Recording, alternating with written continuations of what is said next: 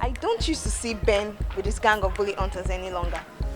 He's kind of lonely these days. Does that work for you, Miriam? Best moment of my life with him, and whosoever dealt with him did me a daring favor. Could you believe he does anything I ask him to do? Ben? I'm telling you. We used to be like savages, but now we're like soulmates. God, if anyone had told me that Ben would change this way, I would have thought the person needed a psychiatric evaluation. Ah, Miriam, don't you think he's putting all this up for a show? Like, he's up to something sinister. Nah. I don't think so, Cams. The attack on him must have touched a spot that brought back sanity to his sense of reasoning. And he said I should actually beg you to forgive him, Cams. Eh? This is a new cartoon character of Ben 10 and no longer Ben the Bully. Well, I don't see any reason why I shouldn't forgive him if he has decided to turn to a new leaf. Besides, I think everybody deserves a second chance. So, honey, just tell him he's welcome to speak with me freely anytime. Oh, thanks, girl. You're welcome, darling.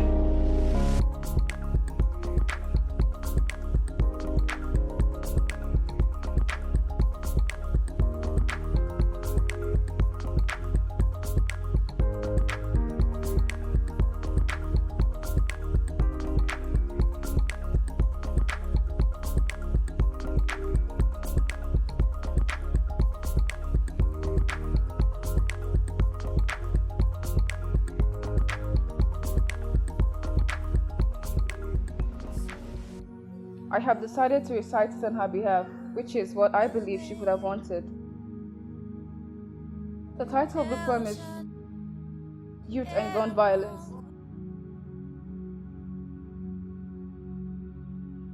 The society has failed us in their respective duties. Some dwell in their high and mighty places, forming feigned ignorance with fake furry lines on their faces. We the youth are always on the receiving end, like tilting earth off its axis to an unfortunate bend. Our mindsets are polluted with peanuts, acting for them like puppets. They think we are not. Clothed us with bullets and guns, and we are next on their list. Taking pride for being a glorified cultist, hunting the naked and blew up their cover, wearing crocodile smiles, stop press murder. Money is slashed away for generations yet unborn. And at the generation's extinction, they only mourn. Revolutions and wars taught them nothing. An ethical order was supposed to mean something.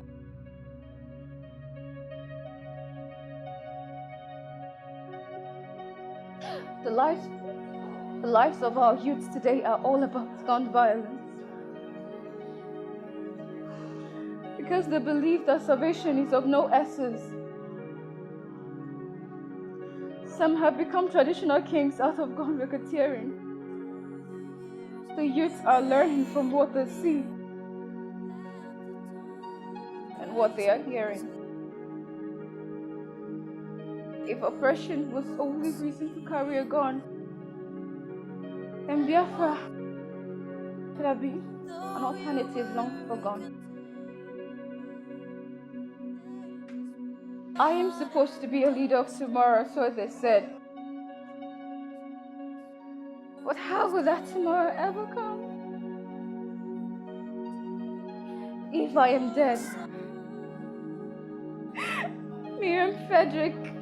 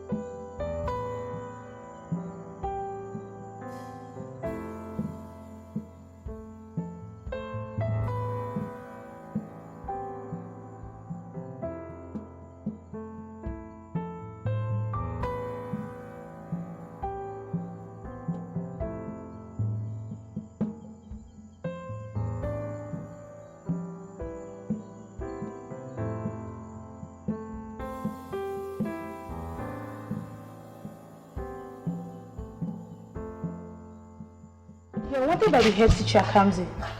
Do you know why he wants to see me? No. Won't they even allow you to grieve a bit for your friend? I don't know. But I'm sure it's nothing too serious. I'll go and see him. Just help me tell Ene that I will see her later. Or better, ask her to wait for me. Alright. Thank you. Kamzi, this is Inspector Swoyo Daniels. He is from the Divisional Police Headquarters. He is here in respect to Miriam Frederick's death. And he wants to ask some questions, briefly. Okay. Thank you, sir. Yes, Kamsi. I understand that your friend Miriam was living with you up till the time of her death. Yes, sir. Please, can you tell us what happened on that particular day? Well, I left her home for school because she was feeling a bit sick. And when I returned, she was okay. In the evening, she told me she was going out clubbing with Ben. I almost told her not to go. Why? Because I had this feeling that something terrible was going to happen. Is it because of what happened the previous night? What happened the previous night? She didn't tell you? She didn't tell me anything. She only told me that they came back late because they had troubles finding available tricycle riders. Was that all she said? That was all she said. Was there more? Okay, continue. Tell us what happened after you tried convincing her not to go out and she eventually went out of bed. Tell us. I begged her to come back home by 10 p.m. and which was what we normally agreed on. She promised that she will come back by 10 p.m. Few minutes past 10 p.m. that night, my parents came and woke me up. They told me that someone was yelling my name at the gate. We went there and we found Ben. That was how he told us that Miriam had been shot, and my parents drove to the spot. We took her to the hospital. Ben Relatai has told us his story of how they were trying to buy you snacks and how Miriam got shot. I believe that's the same story Mr. told me. Okay. We have some other questions to ask, but we'd like to ask these questions in the presence of the parents. And why is that? Because we believe that there are a lot of conflicting issues surrounding this whole homicide. And it would be better for your parents to be by your side when you're interrogating, because you're just home.